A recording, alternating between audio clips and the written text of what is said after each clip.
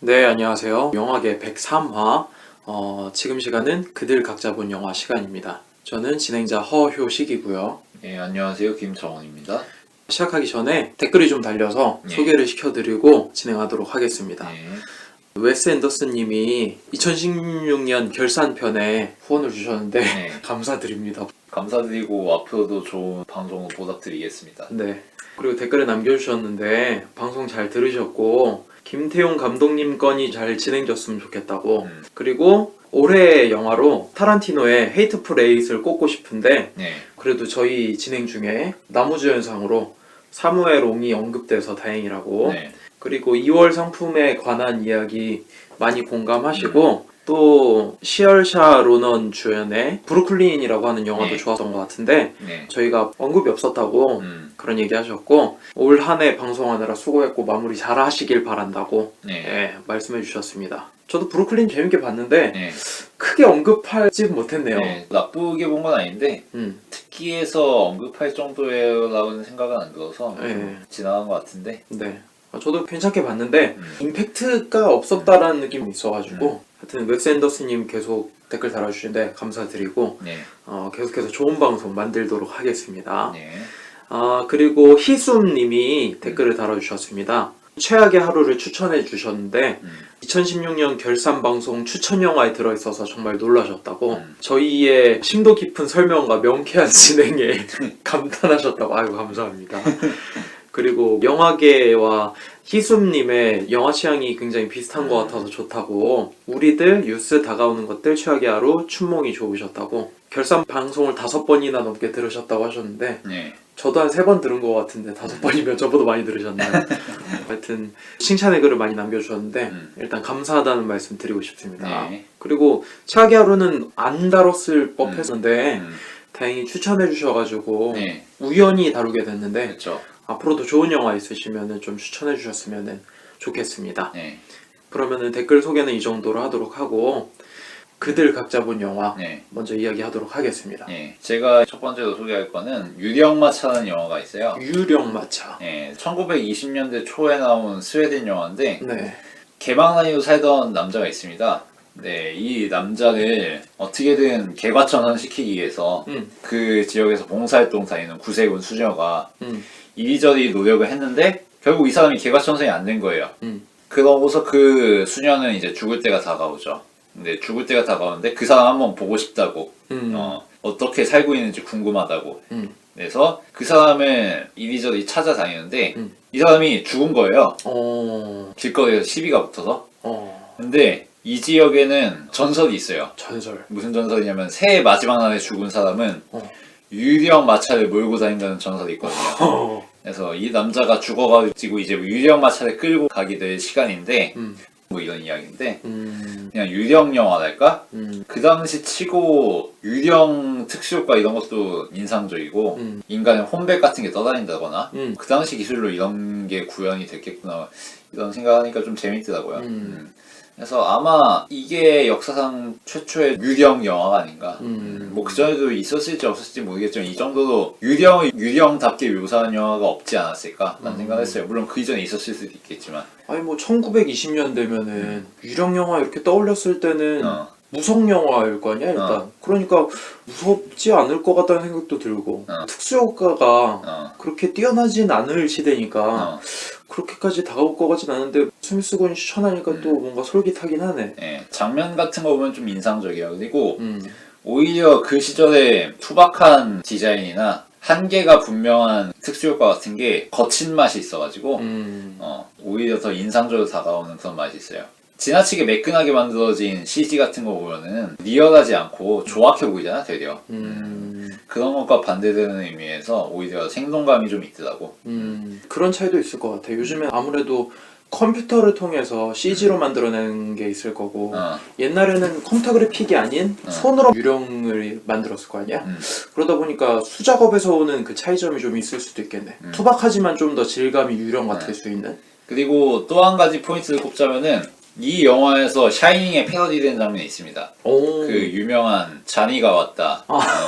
Here's Johnny 하면서 나오는 거. 잭 니콜슨이 도끼로 문을 부수면서 문틈으로 자신의 존재감을 어필하는 씬이 있죠? 그쵸. 그 씬이 이 영화에서 유래가 됐습니다. 오. 앞서 망난이라고 소개했던 그 남자가 음. 자신의 아내와 아이를 핍박하거든. 술 마시고 꼬다와가지고 네.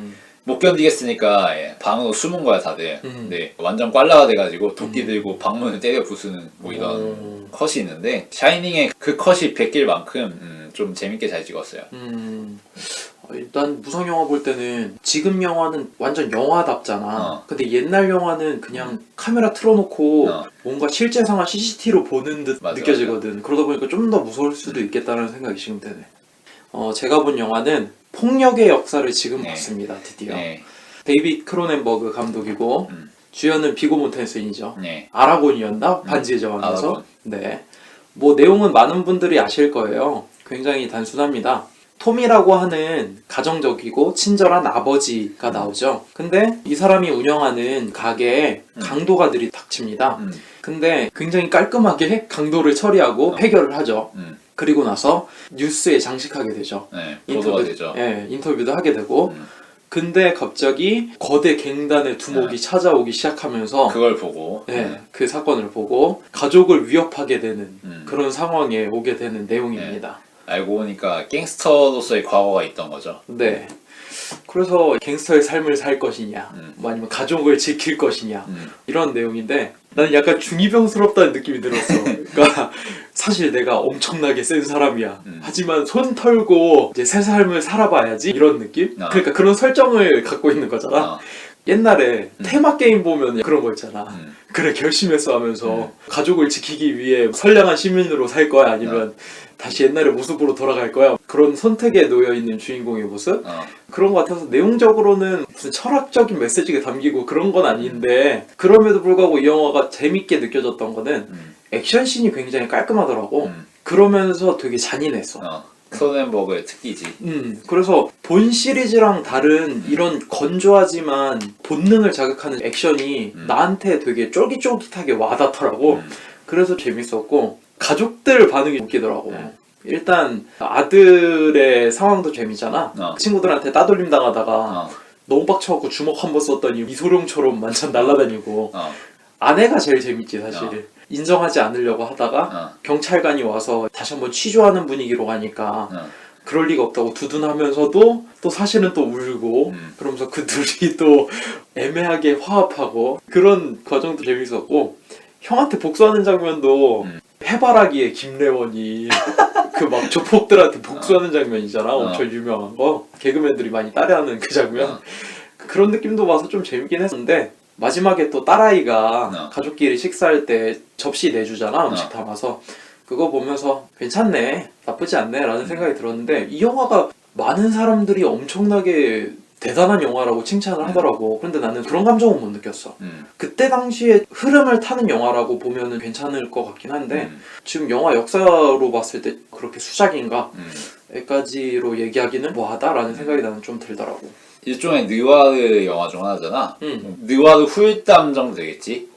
옛날에 화려했던 과거가 있고 그 시절을 지나서 보너스 스테이지가 온 거잖아 말하자면. 그치. 그거를 그리는 영화인데 느와르 영화들의 목표는 인간의 본성, 그러니까 자연의 위협을 보여주는 거잖아. 인간의 본성이라고 하는 것이 얼마나 암울하고 우리가 감당할 수 없는 섬뜩함이 있는가 뭐 이걸 보여주고 싶은 게 사실 느와르잖아. 이게 자연이다, 이게 인간이다, 이게 세계다. 근데 크로넨버그 작품 같은 경우에는 물론 서사적으로 유치하고 별거 없어서 시덥잖다는 부분이 있긴 한데 그럼에도 불구하고 그런 걸 되게 잘 보여준다는 생각이 들어. 아까 말한 액션씬 같은 경우도 되게 섬뜩하게 잘 그려내잖아. 처절하게. 특히 폭력의 역사도 그렇지만 이스턴 프라미스에서 비고 모텐슨이 나체로 목욕탕에서 자신의 몸을 겨우겨우 방어해 나가면서 사람들을 살해하는 씬 같은 경우 보면은 정말 원시 시대에 있었을 법한 그런 액션 같잖아.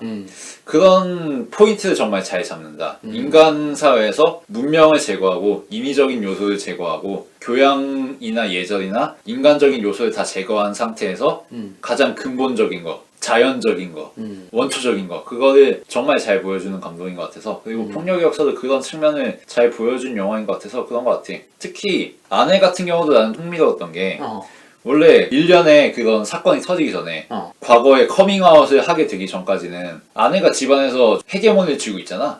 톰은 그냥 고분고분한 가장이고 그치. 아내 잘 배려해주고 맞아. 아내가 목소리 크게 내면서 집안을 이끌어 나가는 이런 입장이잖아. 근데 문명의 외피가 벗겨지고 지금까지 갖고 있던 가식이라는 게 사라지고 인간과 인간의 그런 투쟁과 폭력과 갈등만 나오면은 뭐가 남냐? 그러면은 남성 주도가 된다는 거지. 원시 주도가 되고 그러면서 아내의 그런 포지션은 약한 포지션으로 빠지게 되잖아. 비고 모텐슨의 조역에 불과하게 되는 그런 도치 같은 것도 상당히 재밌었어. 그래서 모든 면에서 팔방미인 영화는 아니지만 보여주고 싶은 거 하나는 확실하게 보여주는 영화고 그런 감독이라는 생각을 했어. 사실 부부 관계를 하는 장면이 두 번 나오잖아. 처음에는 아내 주도로 남편이 낮저 밤저처럼 보이는. 근데 이제 상황이 뒤바뀐 다음엔 그치. 뭐야 낮이 밤 이로 바뀌잖아. 사실상 부부 관간에 가까운 관계지. 그치. 근데 그때 보면은 아내가 등에 상처가 난 채로 침대에서 그런 장면이 잠깐 나오잖아.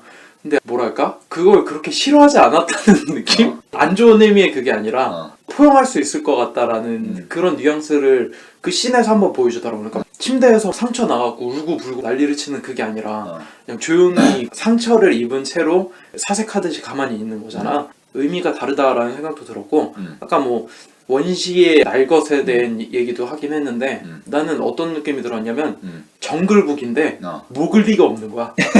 그래서 늑대들끼리 싸움이 난 거지. 유치할 수 있잖아 서사가. 근데 늑대들이 말도 하고 부족 간의 다툼도 있고 그 가족 간의 늑대 무리 간의 그런 끈끈한 정도 있고 그런 느낌도 나왔던 것 같아.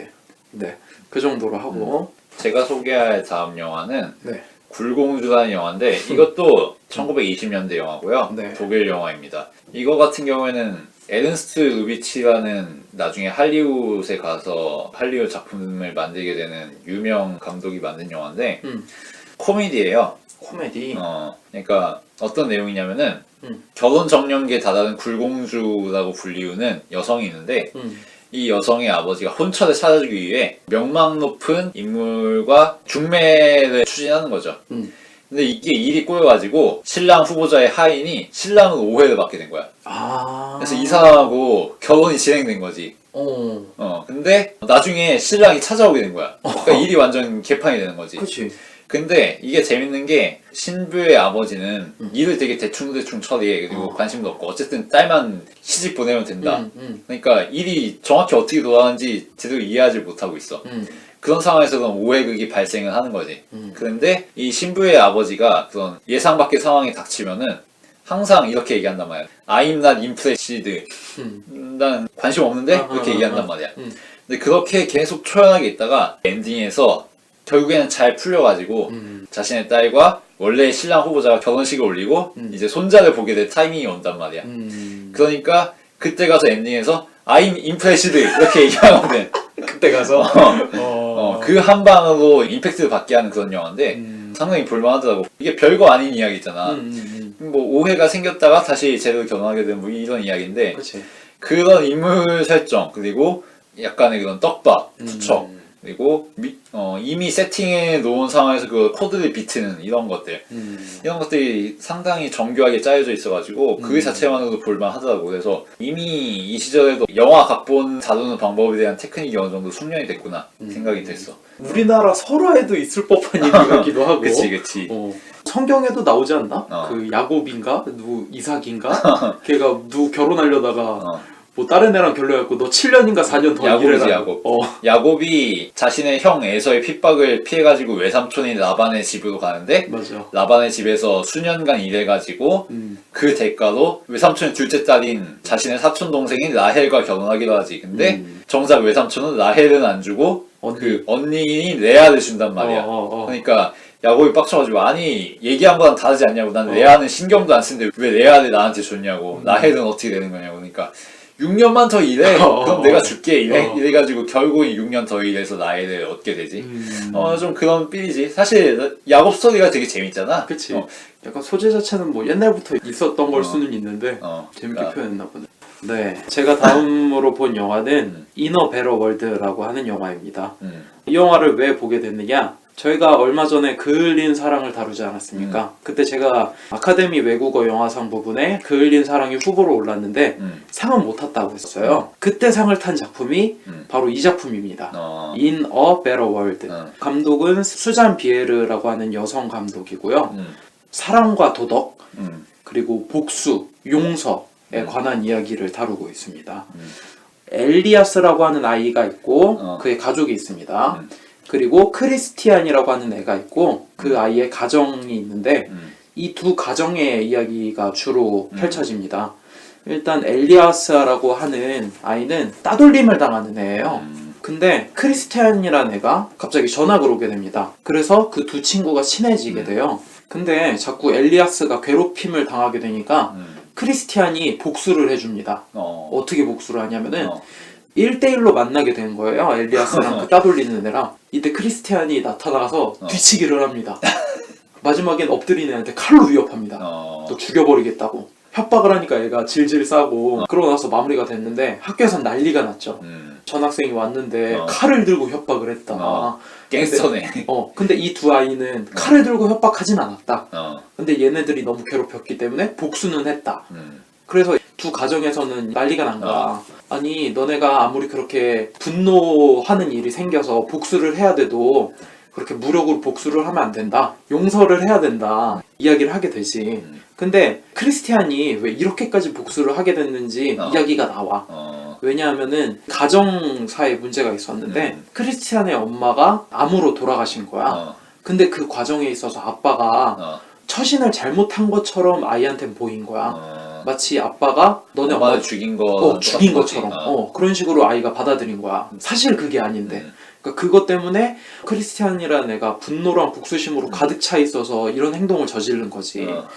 그리고 이야기는 더 진행이 돼서 그들의 아버지 중에 한 명이 복수를 해야 되는 상황에 놓였는데 아버지가 복수를 하지 않아. 오히려 유하게 넘어가는 거야. 그러니까 아이들이 이제 복수를 하기 시작해. 그렇게 되면서 이야기가 점점 진행이 돼. 그래서 얘기만 들었을 때는 흥미가 느낄 수 있을 것 같은데 일단 이 영화는 칼이라는 소재도 나왔고 나중에는 폭탄이라는 소재도 나와. 그럴 정도로 몇몇 잔인한 소재나 장면들이 꽤 있는데 그런 것만 제외하면은 굉장히 모범생 같은 영화야. 이야기하고자 하는 게. 그러니까 우리가 살면서 어떻게 분노를 품게 되고 그것을 어떻게 복수를 할지 어떤 방법으로 표출을 해낼지 그거에 대한 방법에 대한 이야기인데 사실 뻔하지. 부당한 대우를 받고 부당한 폭력을 받았을 때 그것을 눈에는 눈, 이에는 이로 돌려줄 것이 아니라 용서를 하는 게 이기는 거다. 그런 식의 모범생 같은 메시지를 전달하는 영화야. 근데 딱딱하잖아. 공감 갖기가 좀 어렵고. 그치. 말 그대로 그냥 그렇게 명제 자체를 말로 하면은 어디 교회에서 설교하거나 도덕 선생이 이야기하는 거 수준 이상으로 넘어갈 수가 없잖아. 그치. 그래서 굉장히 위험할 수 있는데 이게 되게 아슬아슬하게 줄타기를 해. 그러니까 에피소드 몇 가지 가지고 이렇게 하면 안 됩니다 라고 이렇게 공익 광고하듯이 얘기를 하는데 내 입장에서는 그게 직접적으로 드러난다는 느낌이 있더라고. 그러니까 그래서 훈계받는 느낌? 그렇게까지 높은 평점을 주지 못하겠는데 아카데미 상을 준 거는 이때 시대상을 반영한 게 아닌가. 아무래도 그을린 사랑 자체가 미국 입장에서 봤을 때는 불편할 수 있잖아. 뭐 그렇지. 그치. 중동에서의 그런 전쟁에서의 원인이 아무래도 미국에서 이제 시작을 한 거니까. 그리고 그것 때문에 근데 반면 이 영화는 우리가 그렇게 아무리 때렸어도 너네들은 용서해. 그러다 보니까 그런 시국을 정해서 그을린 사랑을 주지 않고 이런 모범적인 영화를 준 게 아닌가라는 생각이 개인적으로 들더라고. 예, 다음으로 제가 소개시켜드릴 영화는 마리포사라는 영화입니다. 마리포사. 네. 스페인 내전에 대한 영화고요. 학생과 교사의 우정에 대한 이야기입니다. 스페인 내전기에 이제 스페인의 작은 마을에서 주인공 소년이 한참 나이 많은 환갑 정도 된 할배 교사하고 이런저런 교감을 쌓아 나가면서 친밀해져요.